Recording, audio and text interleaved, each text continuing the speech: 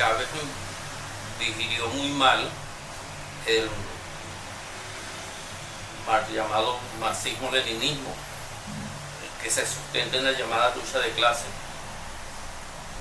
en la que yo no creo, y ahí coincido con Vallenilla Lanz, que en los años 20 escribió el Cesarismo Democrático, y refiriéndose a la lucha por la independencia, dice que los primeros momentos fueron una especie de guerra civil entre los propios venezolanos, y la lucha de clases termina siendo una lucha de pobres contra pobres, es decir, una especie de guerra civil que no lleva a ningún lado, mientras que los factores de poder observan y estimulan una confrontación que es innecesaria.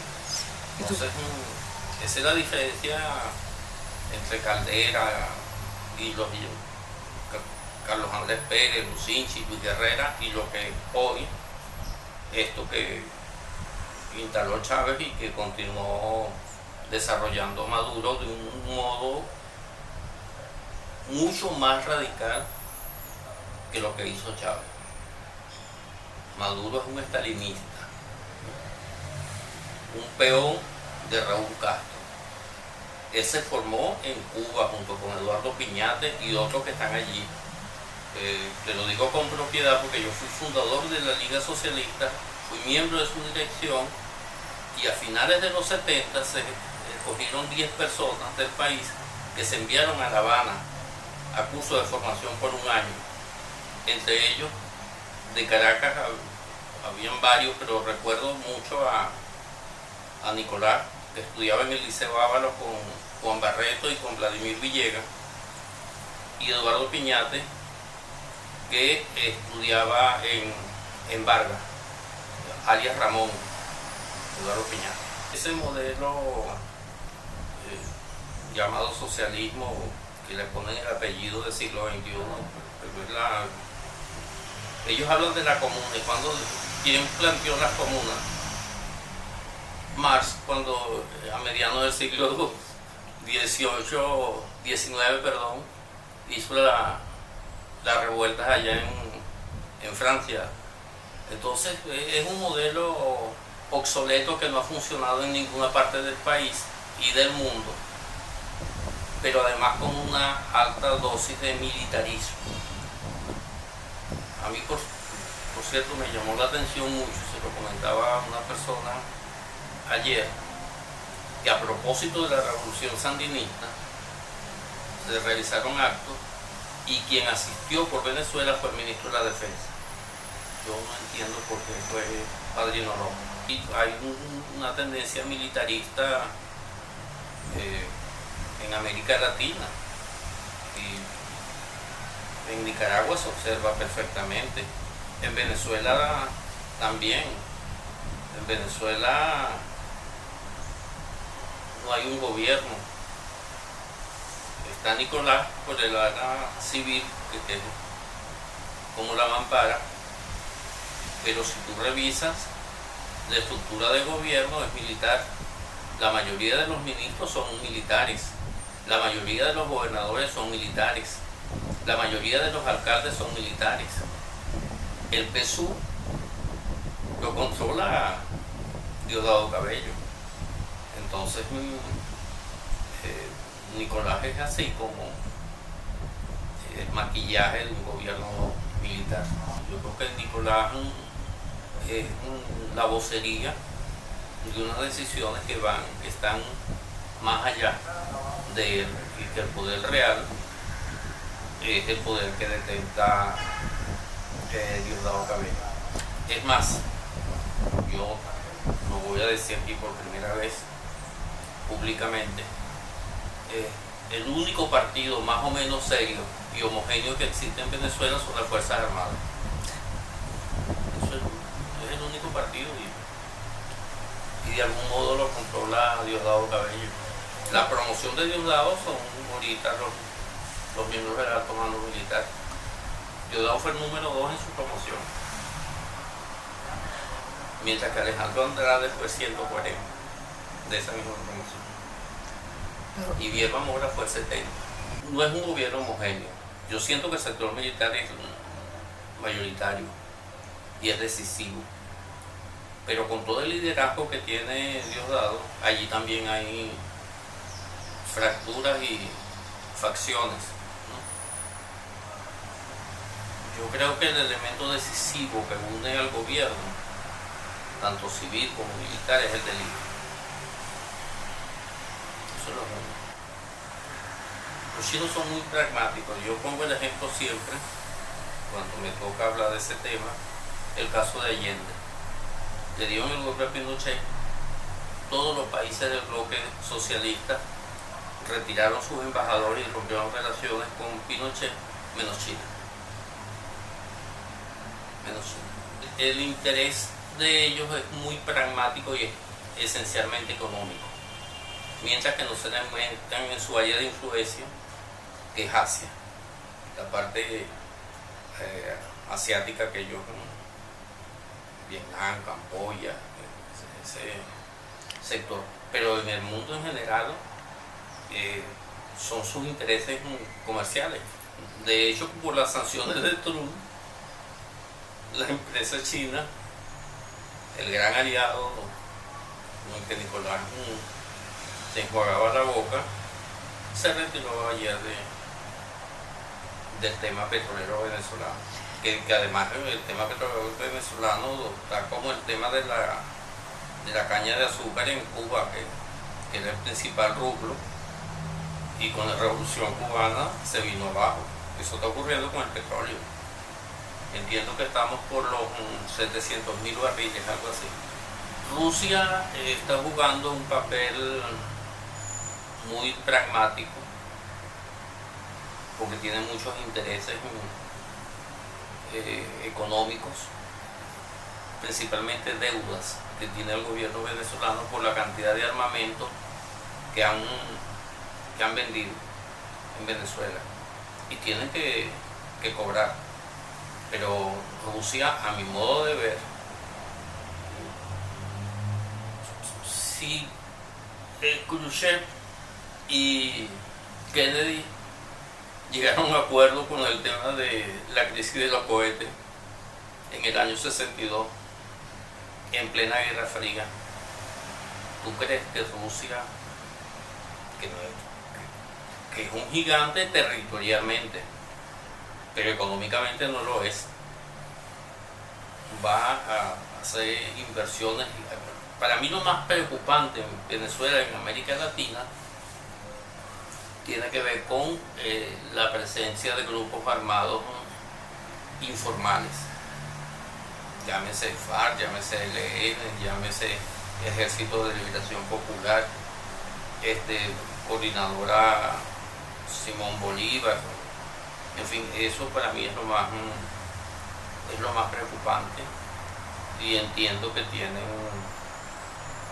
mucha presencia en el territorio nacional. También es así que, no sé si tú recuerdas, cuando Chávez nombró a Rodríguez Chacín como intermediario con la guerrilla colombiana, y yo siento que, ¿dónde está Rodríguez Chacín ahorita?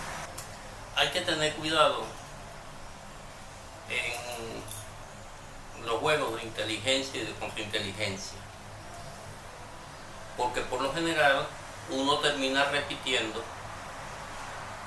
lo que el adversario quiere, y entonces llegan y comienzan a lanzarte trapos, y tú comienzas a caer en esos trapos. El tema con Colombia es muy delicado. Esa alerta naranja es delicado. Pero tú sabes lo que es delicado, que un perro caliente te cuesta $1. ¿Sabes lo que es delicado? Que te quedes sin luz. ¿Sabes lo que es delicado? Que te quedes sin agua. Y ayer hablaba con mi mamá, y yo le digo a mi mamá, y la inseguridad del AMPA, me dijo, no, es que casi todos se han ido del país, van a robar a otro lado. Mi mamá, que es más llanera que yo, que tiene 81 años, me lo dijo así. Y nosotros hablamos todas las tardes, entonces me dijo, no, se fueron de aquí, ¿a quién van a robar si este país está pobre? Roba los que están en el gobierno. estamos por perder parte de nuestros equipos. En 1981, enero de 1981, Fidel Castro visitó Guyana. Recuerda que estaba el conflicto en África, la lucha en contra de la colonización. Existía Granada, que fue invadida porque era un punto en que estaba usando Fidel Castro para trasladar ejército, Guyana, África, ¿no? Era Angola, ese periodo. Y en el año 81, Fidel Castro visitó Guyana. Gobernaba Luis Herrera Campins. Y Fidel Castro dijo en Guyana: hay que detener los planes expansionistas del gobierno de Venezuela sobre la Guyana. Entonces, ese es el aliado y esto no es un invento, te estoy hablando de la fecha, enero de 1981, gobierno de Luis Herrera Campins. Y entonces, cada vez que el caso de Guyana se toca en el CARICOM, todos están a favor de Guyana. Y Venezuela, que es un tema nacional, es un tema de carácter nacional donde no debería haber ningún tipo de diferencias ni políticas ni teóricas. La Guyana Esequiba es nuestra. Pero bueno, ya Fidel Castro lo dijo y Raúl Castro lo continúa. Primero, yo no creo en las invasiones, tampoco creo en el bloqueo. Aquí tienes un Corea del Norte del año 52, aquí tienes un Cuba. O sea, el bloqueo yo no creo, yo sí creo en las sanciones individuales, ¿no? Quienes han cometido delitos, bueno, que concurran a la justicia. Yo creo en las transiciones y creo en la negociación. De hecho, la Segunda Guerra Mundial termina en un acuerdo de Yalta y Potsdam, ¿no? O sea,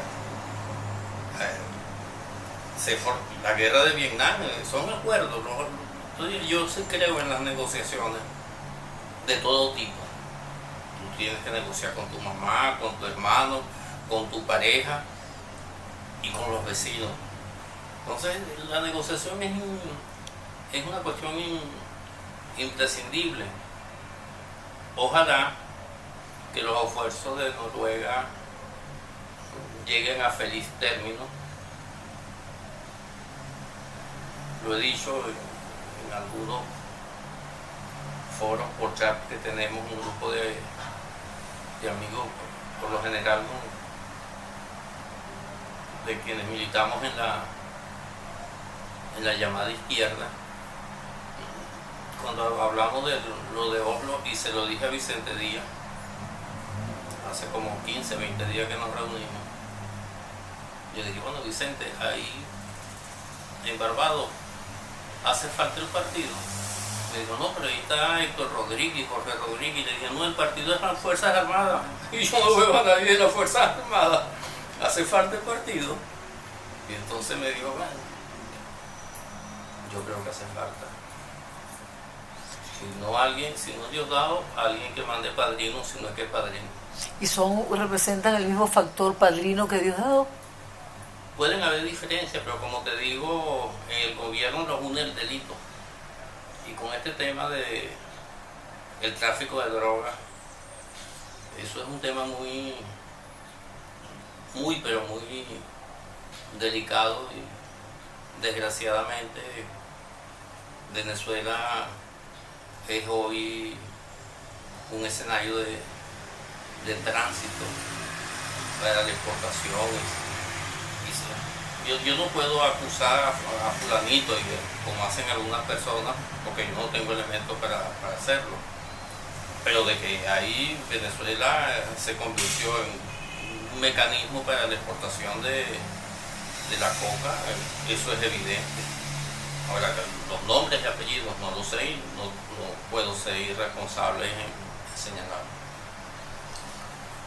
yo creo que hay que buscar acuerdos de todo tipo, y quienes hayan cometido crímenes y delitos muy graves, que acudan a los tribunales y que tengamos un sistema judicial sano, no como el que tenemos ahorita, y que cada quien se defienda y explique, y si no cometió ningún delito, está bien.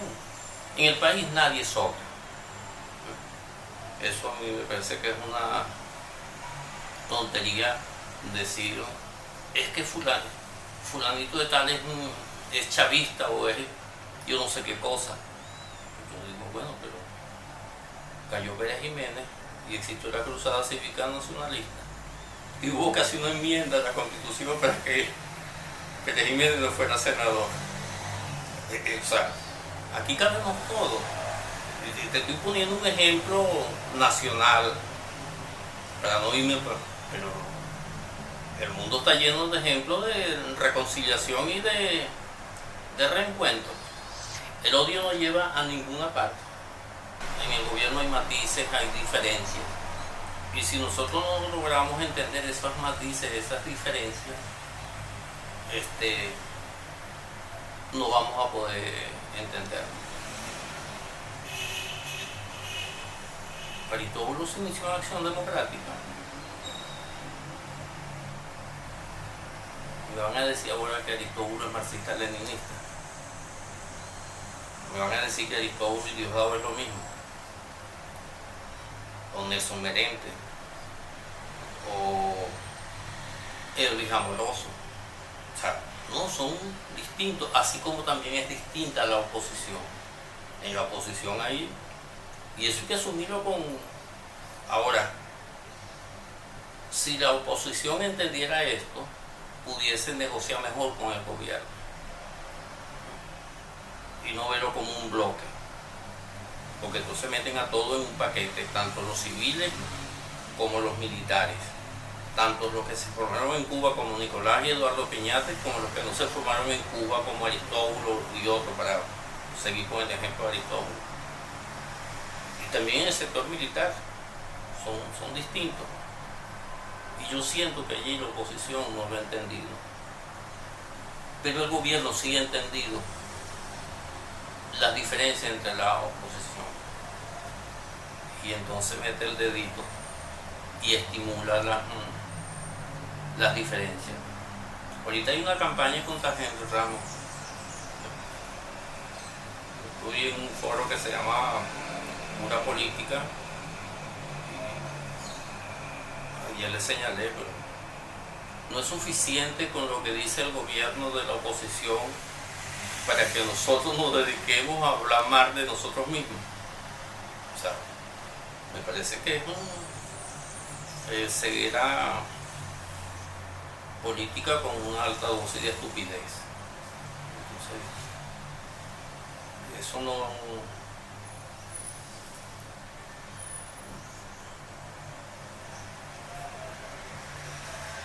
Parte de la estabilidad no, de la permanencia del combo de Nicolás, Diosdado y compañía, es responsabilidad también de la oposición.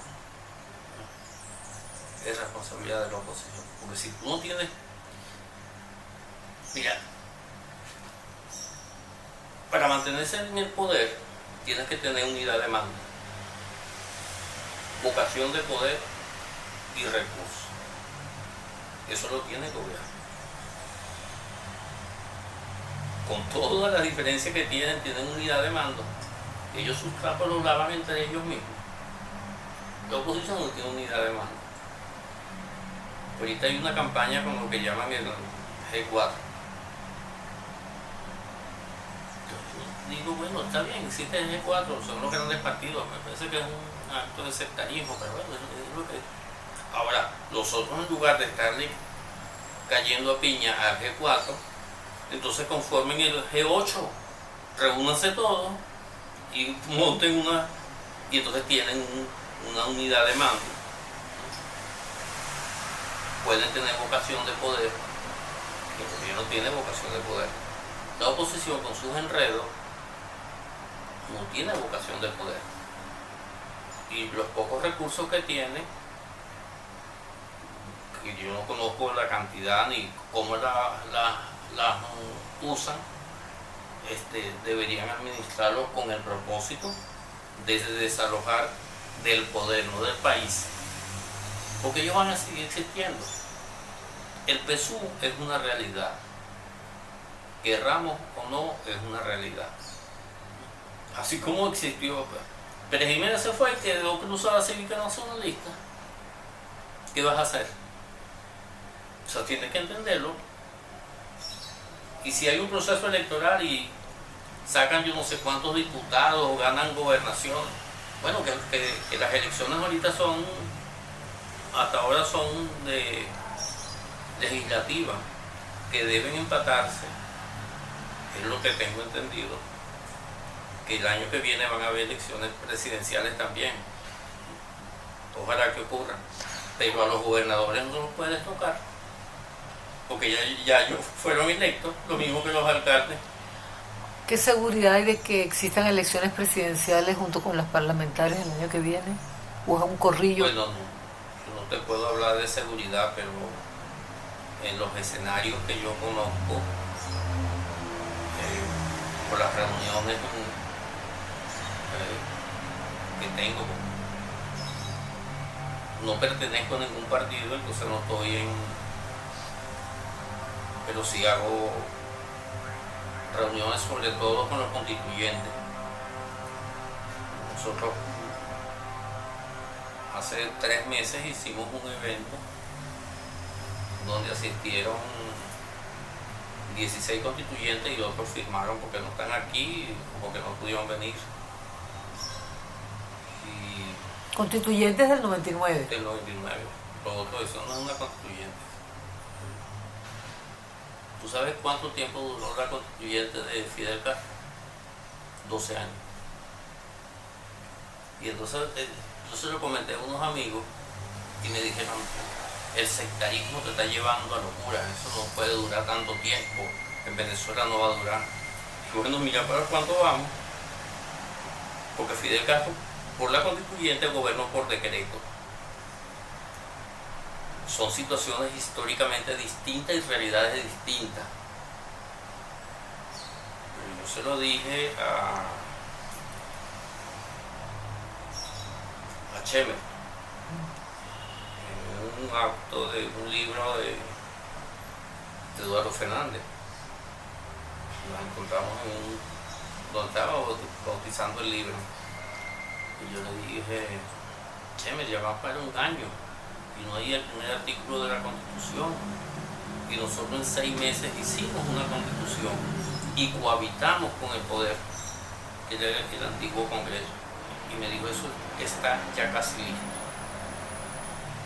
Ojalá me vea esto, porque de eso, del bautizo de ese libro de Eduardo Fernández ya han pasado como 6 meses, y la constituyente ya va para 2 años, y no hay un artículo que se conozca. Hay muchos presos de conciencia. Muchos amigos míos están presos y muchos amigos míos están en el exilio. Y muchos amigos y familiares míos, entre ellos mis nietos, no por los nietos, sino por mis hijos, están en el exterior.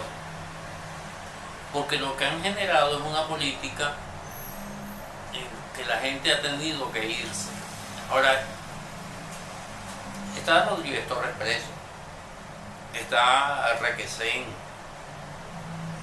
yo no sé cuántos más están, Edgar Zambrano, que es mi gran amigo,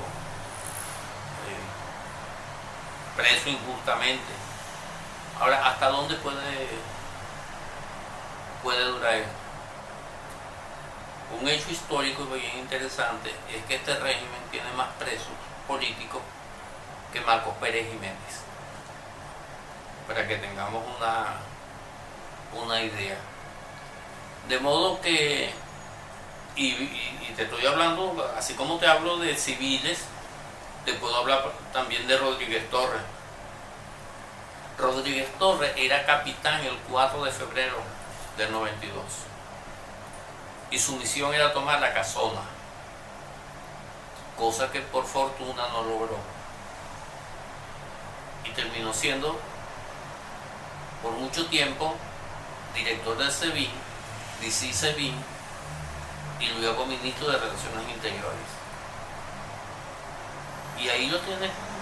Y otros que están en el gente del 4 de febrero, los llamados originarios. Alcalá está en el exterior. Del 4, mano derecha de Chávez. Es decir, y bueno, Baduel está en una situación. Mira, lo del Samán de Güeres. Del Samán de Güeres, Chávez, Ortiz, que falleció en Francia, Baduel y Urdaneta. Urdaneta se separó bien temprano. Gran amigo. Tengo días que no lo veo. Baduel, juramentado. Y de esos que se juramentaron, el único que terminó su carrera militar fue Raúl Isaías Baduel. Porque todos los demás terminaron siendo teniente coroneles. Y Baduel terminó siendo mayor general. Y está preso e incomunicado. De modo que es un régimen que cree que por la vía de la represión pueden sostenerse en el poder.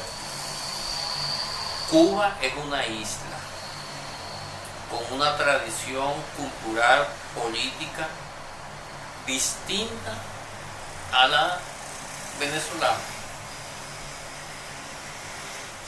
Yo creo y apuesto a que las negociaciones se deben continuar. Ahora, si yo pudiese hacer que me escuchen, yo diría, hay que negociar, pero hay que negociar con la gente en la calle, con la protesta, con la protesta no solamente por las elecciones, sino contra el hambre, contra la miseria. O sea, hay todo tipo, y esa protesta debe conducir a un nuevo proceso electoral, presidencial y de legislativa. ¿Y por qué presidencial? Porque la crisis tiene que ver con un modelo que no ha funcionado en ninguna parte del planeta. Y mientras no cambiemos al actual régimen, va a continuar el modelo. Entonces, hay que cambiar el régimen para poder cambiar el modelo y regresar a la Venezuela que está dibujada en la Constitución de 1999.